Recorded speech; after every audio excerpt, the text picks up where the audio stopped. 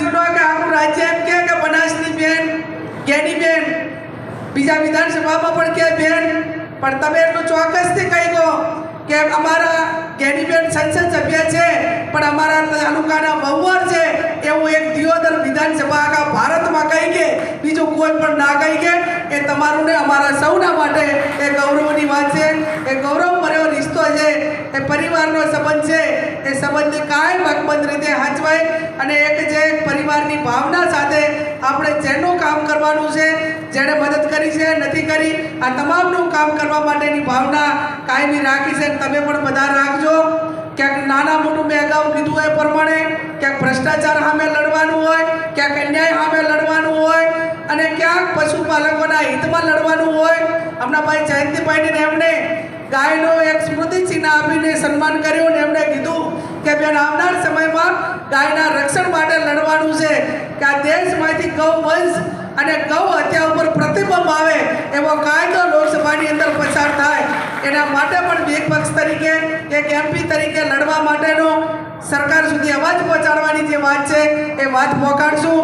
ભારતીય જનતા પાર્ટીનું હવે જે એક દશકો હતો એ દશકો પૂરો થઈ ગયો.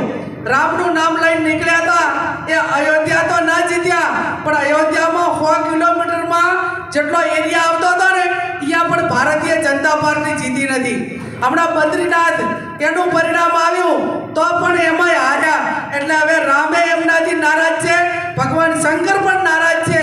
અને જ્યારે વિકાસના નામે રાજનીતિને બદલે એક ધર્મના નામે રાજનીતિ થતી હોય ત્યારે કુદરત પણ જોતી હોય છે. એટલે હવે જે કંઈ શરૂઆતો થઈ છે એ ખૂબ સારા પ્રમાણમાં થઈ છે અને આવનાર સમયમાં આ બધું જે છે એ એક સારા મનોબળ સાથે આપ સૌ ટકાઈ રાખો, હિંમત રાખજો, કોઈનાથી ડરતા નહીં. અને હું એટલું ચોક્કસ કહીશ કે જે માણસો અન્યાય સામે લડે એને ભગવાન પણ મદદ કરે છે.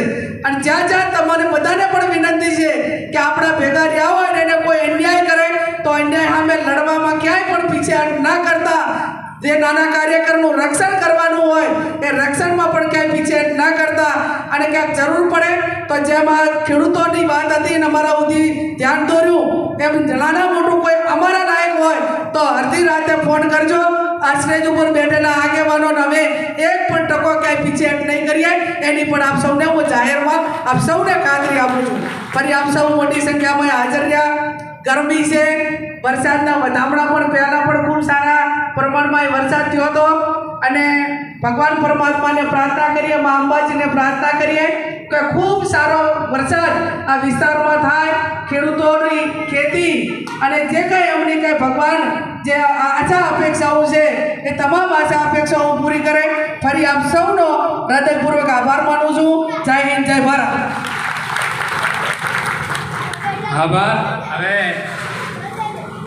સૌથી પહેલાં હું સન્માન કરવા માટે બધાને જે પણ સન્માન કરવા અહીં આવ્યા છે બધાનું નામ હું બોલ